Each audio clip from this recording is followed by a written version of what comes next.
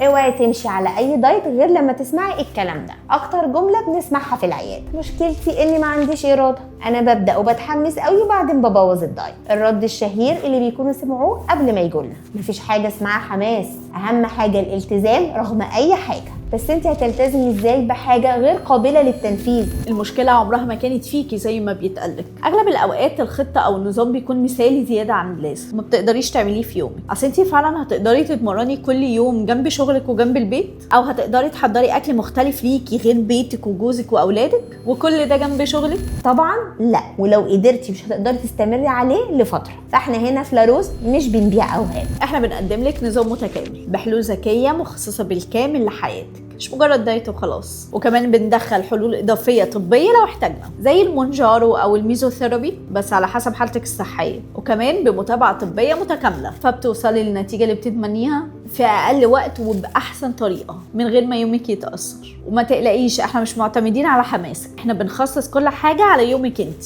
كل اللي محتاجاه انك تكتبي كلمه حل في كومنت واحنا هنكمل معاكي الطريق.